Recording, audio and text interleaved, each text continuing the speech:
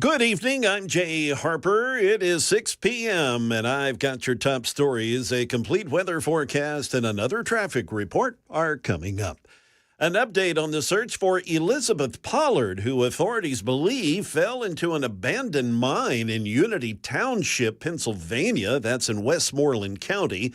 State Trooper Steve Littlami today saying that the mine's deteriorating condition has made the search especially challenging and that searchers, unfortunately, up to this point, have seen no signs of life. We haven't had any additional, between the cameras that we've ran through the mine, the different sound devices, we've had no signs of any form of life or anything that would help indicate that there was a glimmer of us to continue to try and push and rush and push the envelope and be aggressive with the potential of risking harm to other people. It's actually a sinkhole that formed above that abandoned mine that they think Mrs. Pollard may have fell into. A bizarre scene in Pebble Beach, California, described by ABC's Alex Stone. Around 9:30 in the morning on Wednesday, a couple of people out walking on trails at Pebble Beach heard a woman asking for help, and then they found her tied to a tree. Monterey County Sheriff's investigators say the woman claims she had been out walking and a suspicious man was following her. When she slowed to let him pass on that trail, he pulled out a gun and tied her to the tree. She was there for about 2 hours before she was found. He did not rob her or harm her. Deputies are now looking for the man. Efforts to find him turned up nobody. Back here in Nashville, Metro Police report a man has been arrested for allegedly shooting another man in a carjacking outside a Nashville apartment. Police responded to the Maple Crest apartments around noon yesterday to find a man with a gunshot wound. The victim told police the suspect, 32-year-old Davy Benegas Ferreira, knocked on his car window when he was sitting inside the vehicle. He asked for a cigarette, then pulled the victim out of the car and shot him. A police helicopter helped spot Benegas Ferreira, which led to him speeding off in the stolen car and crashing. Upon arrest, police found a handgun in the car. Benegas Ferreira is a convicted felon for aggravated assault. And finally, quickly here, the Tennessee Department of Transportation's announced their statewide winter weather budget for the 24-25 winter season is at $28.8 million. That's $2 million more than last year. It includes salt brine, overtime for employees, as well as equipment. In the Middle Tennessee region, they have got 281 salt trucks, 238 brine trucks, and they say they're ready to go. It's part of the $6.6 million TDOT budget for our region. On top of that, they say they've got almost 70,000 tons of salt and 477 gallons of brine, and we're all hoping they don't have to use any of it this year. That is the latest news. Traffic and weather are next. I'm Jay Harper, WTN News.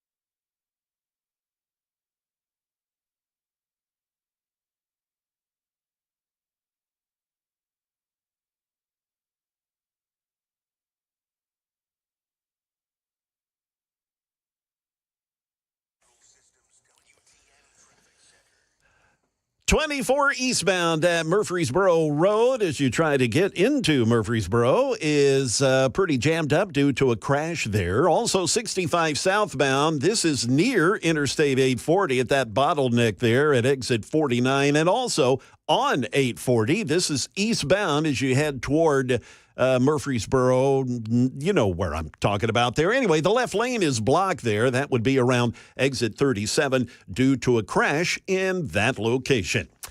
Well, we have got your traffic every 10 minutes, every morning and afternoon on Super Talk 99.7 WTN.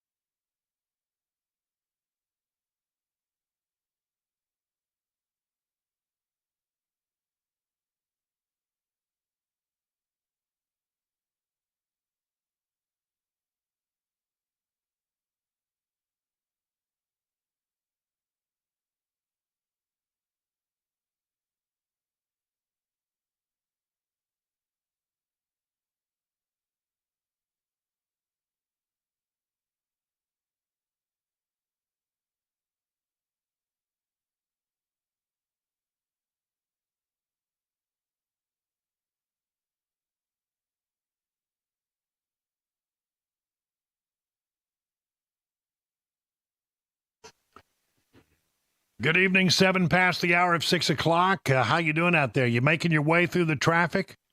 Are you stuck? I'm sorry. I'm really sorry. But sit back and listen to the drive. And at least, if you're wasting time in traffic, you can be learning something. And I'll be glad to help you keep abreast of what's going on in the world around you. That's the goal. And we appreciate you being here on this Wednesday, December 4th. Now, Pete Hegseth. I want to acknowledge that Pete has been a friend of this program and that we wish him well. But this confirmation battle, Trump chose him to become the Secretary of Defense. And this confirmation battle has been pretty tough. And there's some issues that have been raised and questions that have been raised, and he's trying to answer those questions. But the question is, can he convince enough senators? They have 53 Republican senators in the next Senate, and he can only afford to lose 3. If it's a 50-50 tie, then the Vice President, J.D. Vance, would then come in and break the tie on his confirmation vote. But if he loses more than 3, you can't overcome that. And so the question is, what's going to happen? Will he be able to squeak out a confirmation, or will it not work out?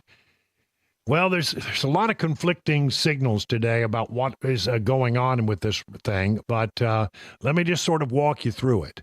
Hegseth on the Hill this morning, going around meeting with the senators, and he was caught, coming up a stairwell on the run.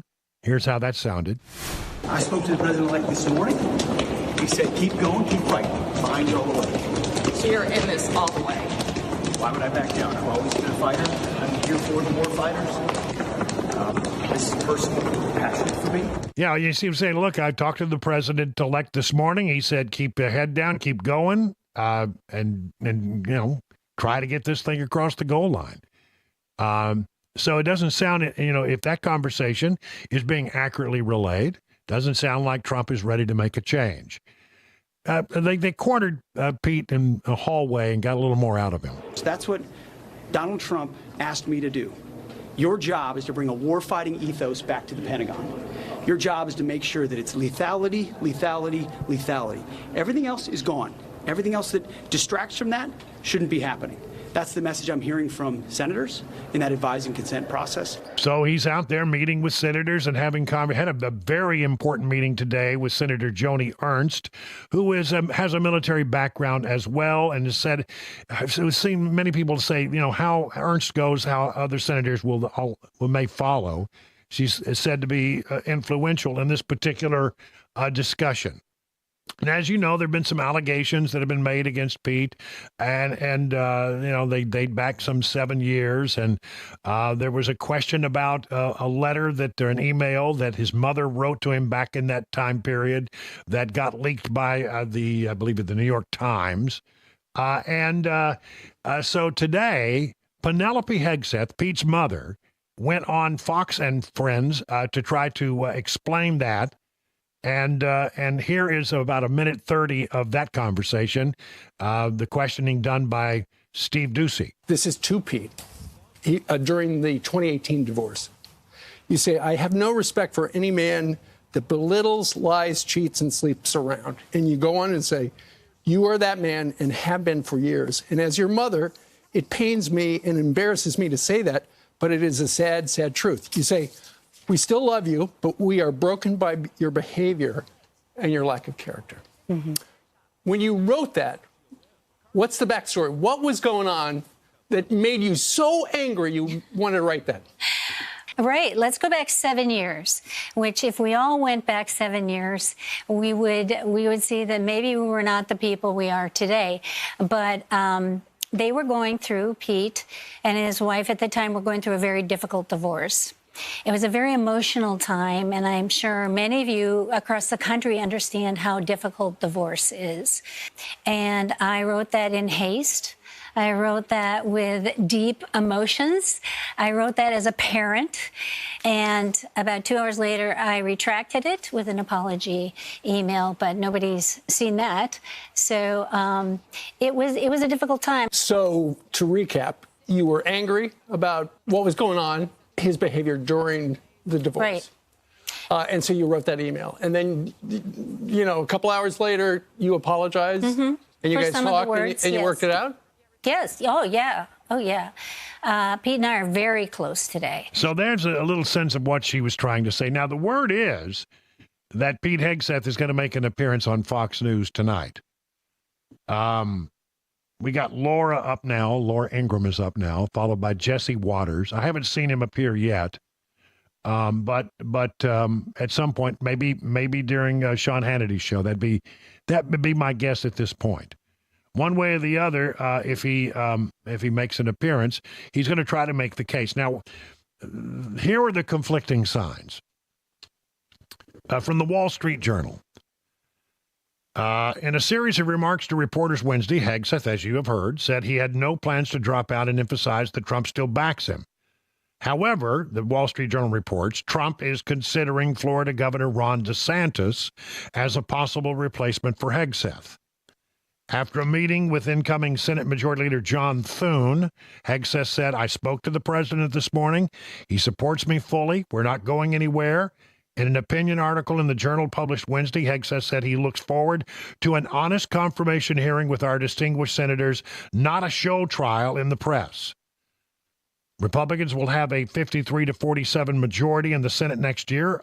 A nominee can lose no more than 3 Republican votes and win confirmation if all Democrats are opposed. Incoming Vice President J.D. Vance could break a tie, as I mentioned. Hegseth is set to meet with Joni Ernst today, and I guess that had occurred. And again, it says he's expected to appear on Fox News on Wednesday evening in an effort to shore up his bid.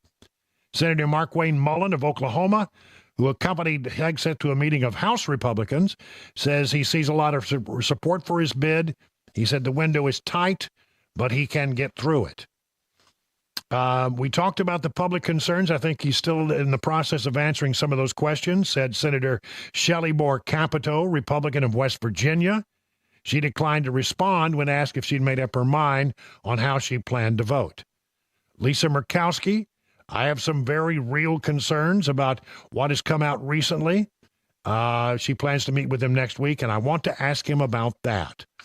So, you know, you're getting a sense that it's close. And, you know, so what does that mean? You also see stories like this one. 0 Senate Republicans are opposing Pete Hegseth. This from the New York Post, a conservative publication. There are 0 no's right now, said one GOP source familiar with the matter, said ripping smears against the former Army combat infantryman in the press is BS. But according to NBC News, 6 Republicans have privately expressed reservation about the nominee.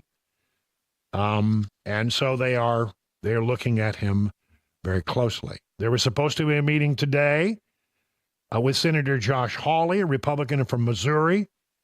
and that a meeting between the two was canceled. Not clear why. So, a lot of things are going on. So when I read all of these things, I'm trying to figure out, well, what does it mean? What is likely to happen here? It seems to me that what probably is being said to Pete Hegseth is, look, you've got a little time.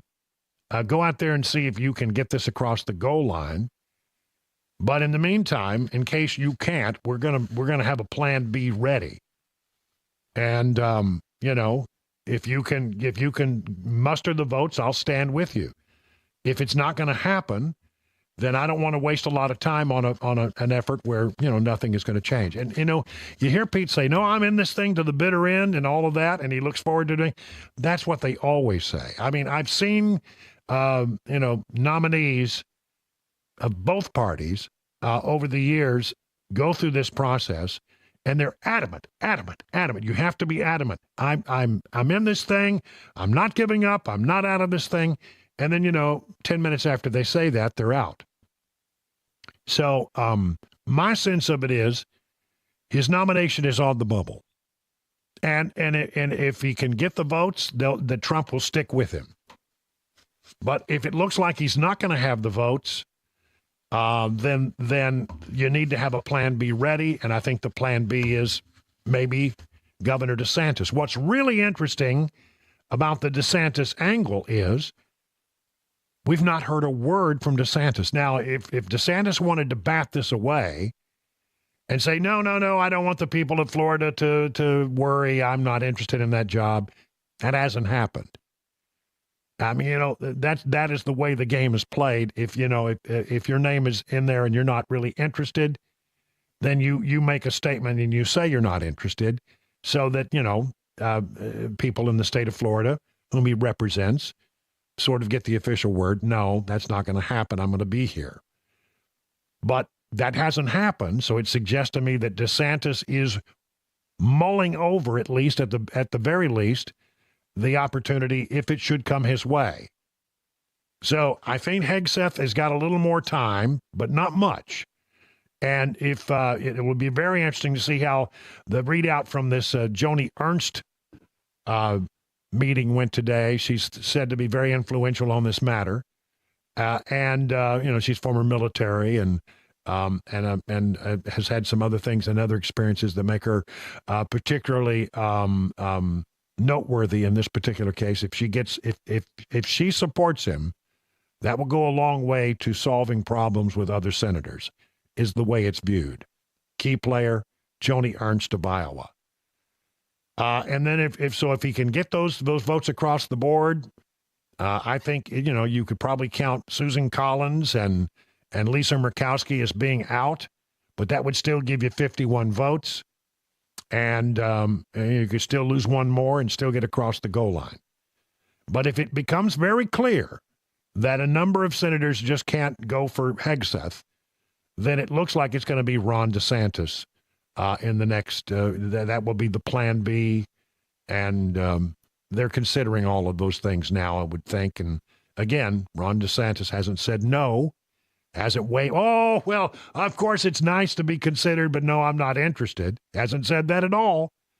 So something is going on in the background, and it's really hard. I would say the word that I would use to describe this situation, fluid. It wouldn't surprise me at any moment that we get, this thing takes a different direction. And it will be interesting to see what is said on Fox News tonight. A lot on if that is true, that he's making an appearance on Fox News tonight, then I'm telling you, that is, there's an awful lot riding on that interview and how it goes. 20 minutes now past the hour.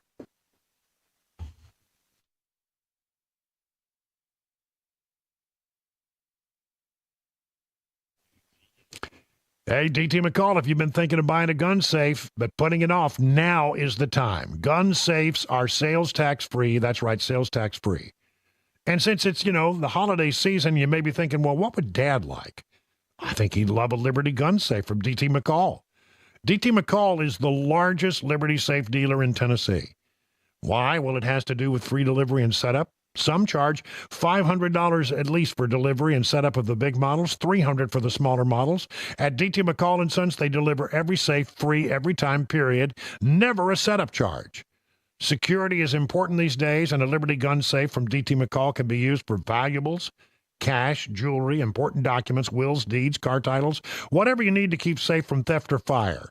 So save some big bucks now on your Liberty gun safe when you shop at your local DT McCall's. Just go to dtmccalls.com for location and information. Did you know you're overpaying for your health and wellness products? With over 20 company-owned brands offering its members vitamins, supplements, wellness, and skincare products, you're able to save up to 70% off retail. Members Nutrition can't change your life, but we can change the way you live.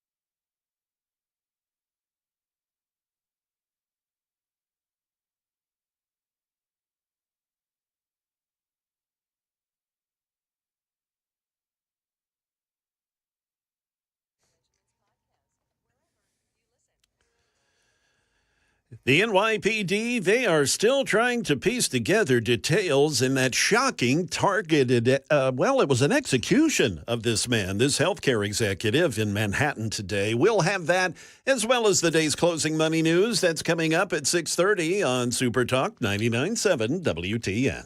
Thank you, Jay Harper, in for Ken Weaver, a little under the weather, but he'll be back tomorrow, we're told. We'll catch up with him then. Jonathan Skermetti, the Attorney General of the state of Tennessee, was just on Laura Ingraham on Fox. And why is that important? Well, Skermetti is I think he's going to be on Matt Murphy's show tomorrow, but he was there as part of the arguments before the High Court today on that transgender law that is being looked at by the High Court as sort of a test case about whether or not we should provide transgender surgeries and treatments for people who are not adults. And here's a sample of, it's about 2 minutes of Skermetti on Ingram just a short while ago talking about how the case went before the High Court. Mr. Attorney General, the Axios headline tonight is the Supreme Court seems likely to uphold Tennessee's ban on gender-affirming care. How do you feel about the case today? We felt great about putting on a strong case for Tennessee's law. It is an evidence-based law. It is a bipartisan supermajority of the Tennessee legislature that adopted this. You never want to count your eggs before they've hatched, but we left it all there. I feel really good about the arguments that my outstanding Solicitor General made. Now, Jonathan, Justice Sotomayor wants the courts to step in and take this over. When you're 1% of the population or less, very hard to see how the democratic process is going to protect you. Well, Your Honor, you blacks were a much larger part of the population, and it didn't protect them. It didn't protect women for whole centuries. Jonathan, that didn't surprise me coming from Justice Sotomayor, but explain to our viewers why that is ludicrous. Well, the political establishment, the entertainment establishment, the medical establishment have all been weighing in very heavily against Tennessee in this matter. If you look at the number of members of Congress who have weighed in, if you look at the federal regulations under the Biden administration that go the other way, it is ludicrous to say that transgender Americans don't have political power. They've been extremely aggressive in asserting that power, which is why you're seeing all this pushback now. Ketanji Brown Jackson's argument today, or questions today, indicated that there could be a racial component to all of this, or making a racial analogy. I believe, Jonathan, your reaction to that? Well, I mean, I think this doesn't fit well into traditional equal protection analysis because boys and girls are fundamentally physically different. Justice Ginsburg recognized that. And so it's hard to say that you're discriminating by not letting boys and girls use each other's hormones because you're focused on the harm that is caused by the cross-sex hormones. And it's not a matter of depriving someone of anything. It's just a fundamental reflection of the fact that boys and girls have different physiology, and that's what we're fighting against. Jonathan Skermetti, the Attorney General of Tennessee, on Laura Ingraham tonight, talking about the case. A lot of important politicians from Tennessee were in Washington for those arguments before the High Court earlier today. And looking at the reporting on it, I wasn't there. I didn't get a chance to listen to all of the arguments, but I listened to a good portion of them. And what it seems to me is what you have is most of those who experienced High Court watchers are coming away with the impression that the 6-3 conservative court will stand by Tennessee's law. It will not be struck down. And why that is important, as I've mentioned before, there are some 25 other states, so a total of 26 states in the United States. More than half of the states have similar laws to Tennessee's law. So this is very important case law that will be coming down. And if the indications that were given today during these arguments are some suggestion of which way the High Court will rule, it looks like Tennessee's law will stand on this matter. It's now 30 minutes past the hour of 6 o'clock on Super Talk 99.7. Time for the news.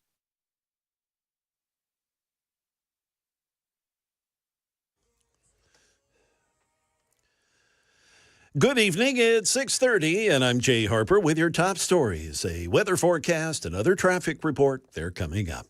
New York City police, they're baffled, and they're still searching for a gunman and a motive in what they call a planned murder of a CEO in Midtown Manhattan in broad daylight. Police say the gunman waited for his victim this morning, then brazenly walked behind 50-year-old Brian Thompson. He was the CEO of United Healthcare.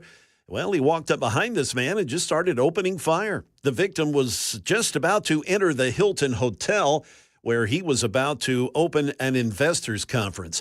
Again, keep in mind, this was on 6th Avenue in Midtown Manhattan this morning. ABC's Aaron Katursky, he is following the developing story. He is in Manhattan. The horror unfolding at the start of the morning rush hour. Police say the shooter was lying in wait for several minutes. I saw him after he shot him. He ran across the street. Thompson, a 50-year-old husband and father of two from Minnesota, was shot multiple times in his back and leg. EMTs racing him to the hospital, but it was too late. Sources tell ABC News investigators believe a cell phone, candy wrapper, and water bottle found near the hotel are linked to the shooter. Detectives also recovered 3 live rounds and 3 spent rounds from a 9mm gun. And video also collected of the gunman who was just hanging out at Starbucks before the shooting just a bit earlier in the morning. Just a strange story. Well, let's turn now to the money news. We've got Chuck Siebertson to provide that. The S&P 500 and NASDAQ indexes rose to new record highs during the Wednesday session. The S&P gained 37. The Dow added 309. The NASDAQ index up 254 points. The White House announced that at least 8 U.S. telecom firms and dozens of nations were affected by a China hacking campaign. Chair Jerome Powell said the Federal Reserve's ability to set interest rates free of political interference is necessary for it to make decisions to serve all Americans rather than a political party. Powell at the New York Times Dealbook Summit was answering a question about the president-elect's public criticisms of the Fed and of him. The District of Columbia suing Amazon, alleging the company secretly stopped providing its fastest delivery service to people living in 2 predominantly black neighborhoods, while still charging millions of dollars for a membership that promises the benefit. Amazon says it made the change based on concerns about driver safety. That is the latest news. Traffic and weather are next. I'm Jay Harper, WTN News.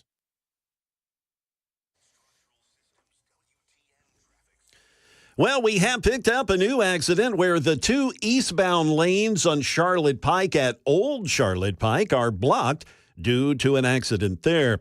Also, 65 southbound approaching exit 59 there at Interstate 840, still dealing with that crash.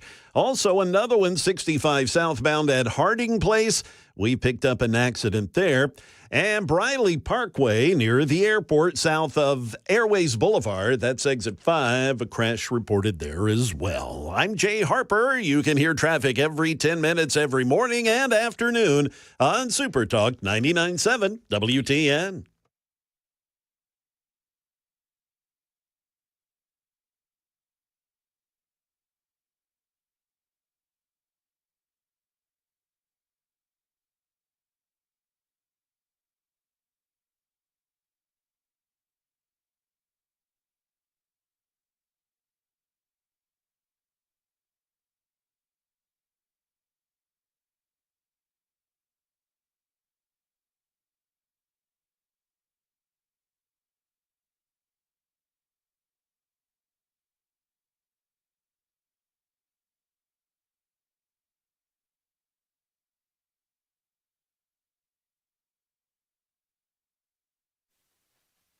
You know, Grace Point Healthcare provides affordable, convenient, and comprehensive medicine. They are best known for this thing known as a Smart Care Plan. Now, here's how that works. You pay $69 a month, and what you get is free office visits and free basic labs and diagnostic tests. At Grace Point, you are usually seen the same day or the next day, so there's no long wait times in the waiting room. And Grace Point is your primary provider that treats the entire family from newborns to seniors. You know, when you get to be a certain age, your hormones begin to fluctuate, taking a toll on your lifestyle. Grace Point provides comprehensive hormone testing and treatment for both men and women. Grace Point is also a military vet-owned practice located in the heart of Franklin. Just call this number, 615-599-6868, to schedule your next medical appointment. Grace Point Healthcare, modern medicine delivered the old-fashioned way. Did you know you're overpaying for your health and wellness products? With over 20 company-owned brands offering its members vitamins, supplements, wellness, and skincare products, you're able to save up to 70% off retail. Members Nutrition can't change your life, but we can change the way you live.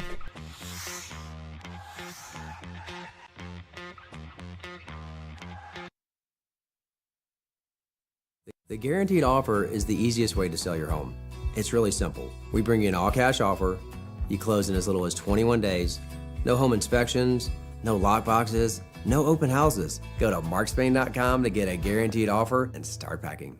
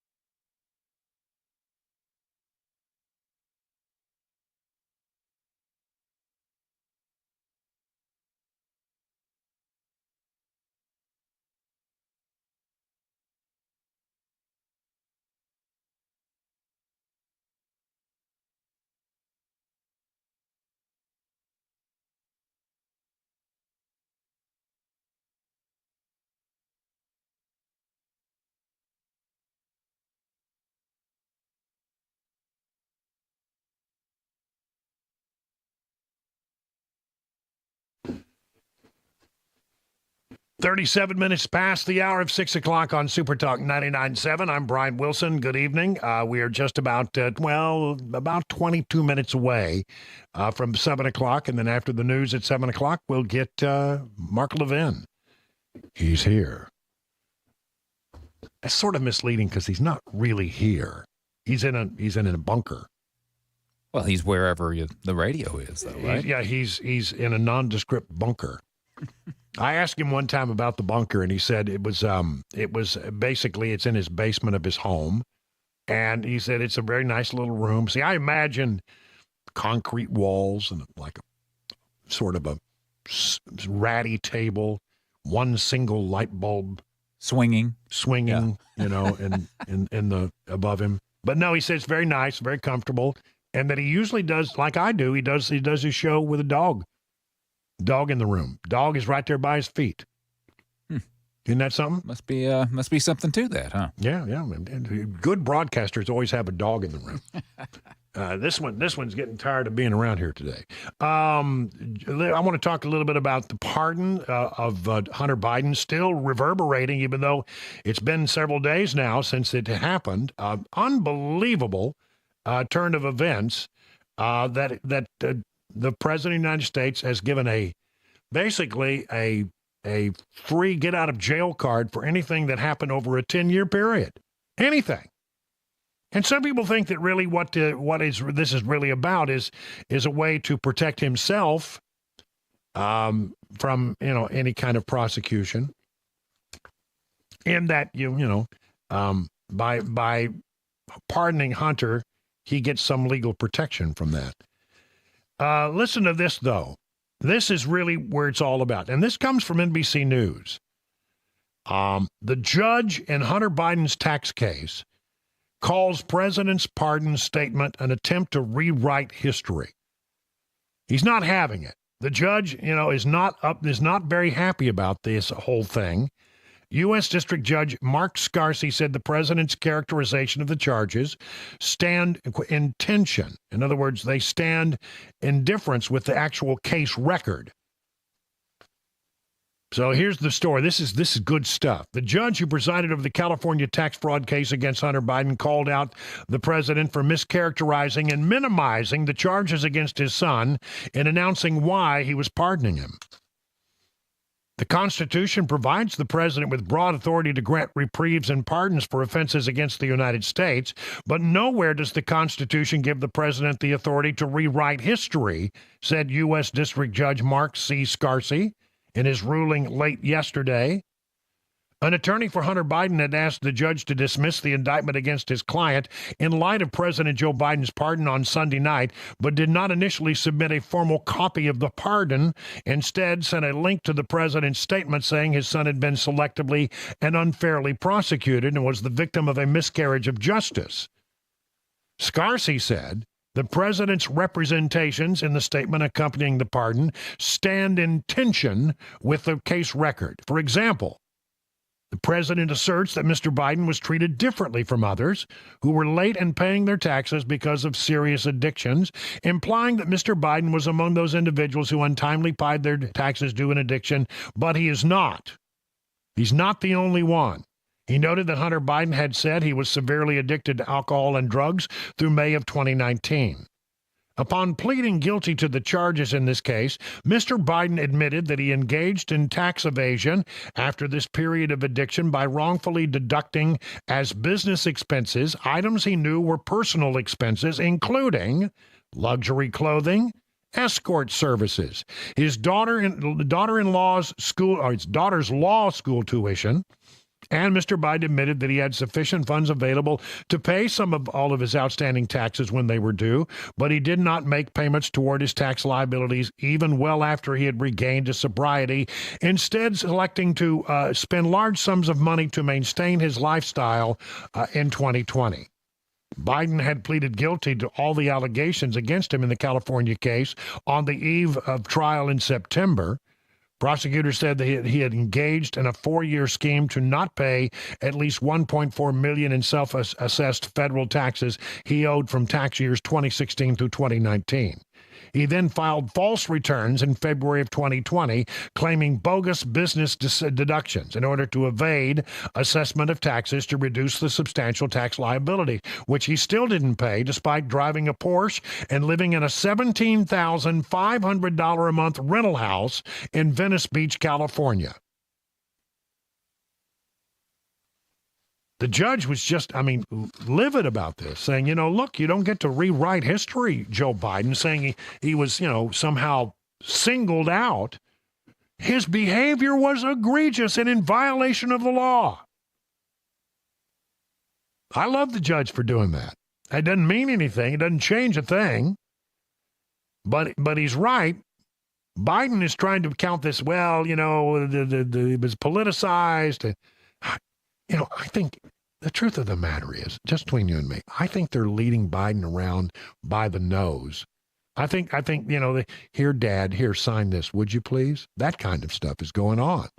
And he's not of his right mind to argue back. Have you seen him lately? I just saw him in this trip in Africa, and he looked really bad. And I think Hunter Biden took advantage of his old man to get out of harm's way. Listen to this, though. Oh, this will make you mad. We're hearing that Biden, he just rethought everything over the holidays and decided to do this. Not so, according to much reporting, and again, much of this reporting coming from NBC News. Joe Biden was considering pardoning his son 6 months ago, while publicly insisting that the presidential clemency was out of the question. The president has discussed pardoning his son with some of his closest aides, at least since Hunter Biden's conviction in June, said two people with direct knowledge of the discussions about the matter, the source spilled to NBC News. Biden's inner circle decided that the outgoing president would stick to the script and convince Americans that a presidential pardon was unthinkable when there was an election going on, I'll add. But the other options remained always on the table. They said it was decided at the time that he would publicly say he would not pardon his son, even though it was always something that he might consider later. Meanwhile, White House staff continued aggressively asserting Biden's position whenever the question was asked, and they got downright snotty about it. Karine Jean-Pierre, how many times do we have to answer this question? No, he's not going to pardon his son. Got indignant about it. Just wrong. Here's one example. From a presidential perspective, is there any possibility the president would end up pardoning his own son? A reporter asked White House Press Secretary Karine Jean-Pierre in 2023. No. Karine Jean-Pierre replied. When the reporter pressed on her, she lashed at him, insisting that it was a hard no. Well, is there? I just said no. I just answered. Nonetheless, Biden offered his only living son a full and unconditional pardon for convicted crimes and other offenses against the United States committed between January of 2014 and December of 2024. A full 10-year period. For anything that it's a get-out-of-jail card for anything that occurred during that time period. And here's the thing. Biden lied even after he pardoned his son, saying, I made this decision over the weekend. No. From everything we now know, this was something they've been discussing all along. They had planned to lie to you. Democrats lied to you about this.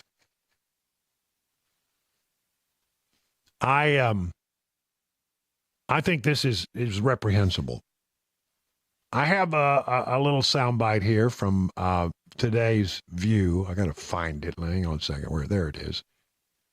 This is Charlemagne the God on The View, and he's not having it either. He thinks that the Democrats really screwed up by doing this, and he got taken to task by Whoopi Goldberg. I think all of the criticism is valid because, Democrats stand on this moral high ground all the time, and, they act so self-righteous. The reality is he didn't have to say anything in regards to, whether or not, his son wanted to be pardoned. He could have said, hey, man, I'm not focused on that right now. But since they were calling Trump a threat to democracy and they were saying that, nobody's above the law, but they were speaking about him, that's what they were running on. So when he kept saying things like, nobody's above the law, I respect, the jury's decision in regards to my son, he didn't believe that. But he didn't have to volunteer that lie to begin with. I'm going to stop you for a second. There's Whoopi.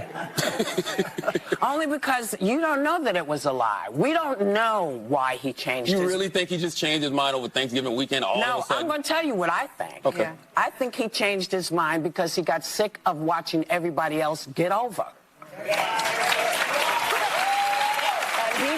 And this is just my feeling, because at some point you get to the place where you just go, so I'm just going to follow the straight and narrow always. Yeah, that's what you're supposed to do when you're president. Because that's what's expected of Democrats. That's what's expected of anybody who follows the rule of law. It's their fault. They're the ones that go out. They're the ones that go out there and they stand on this moral high ground. Listen, they don't have to do that. I'm a Democrat. Tell me what the moral high ground is. The moral high ground is nobody's above the law. I respect what the jurors is saying. Charlemagne is right about this in that he says, look, he could have said, I don't know. I'm thinking about it. He doesn't have to answer it. I'm not focused on that right now. There were a dozen ways he could have dodged the question.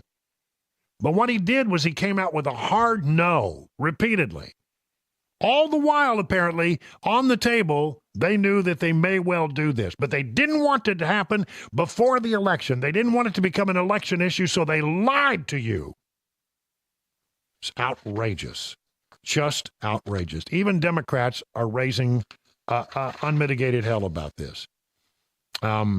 Here's Tim Kaine. He said he wasn't going to do it. He shouldn't have broken that promise.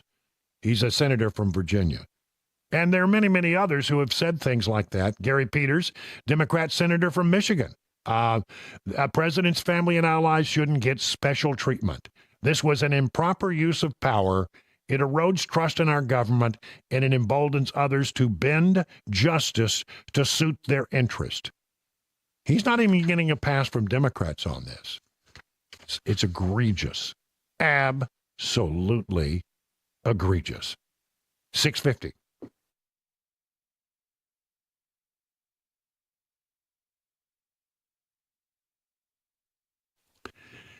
You know, there's a diagnosis out there for everything and a pill for everything, but not all diagnoses turn out to be accurate and not all pills are good for you. When you get a diagnosis for European auto repair, get a second opinion before you make a major decision. And URFARB is the home for second opinions. Before you spend hundreds or even thousands of dollars on European vehicle repair from a diagnosis you got somewhere, go to URFARB. It could not only save your vehicle's life, could save you a lot of money. At URFARB, you'll get a free 15-minute no-wrench inspection with an estimate at every visit. No high-pressure sales tactics. At URFARB, you get a 3-year nationwide warranty and a free loaner car with every repair appointment. At URFARB, you never pay dealer prices. Located in Franklin, 100 Oaks, Murfreesboro, Belmead, and now their newest location, Mount Juliet. Call 844-URFARB or visit myurafix.com and tell them your friend and radio buddy Brian Wilson sent you.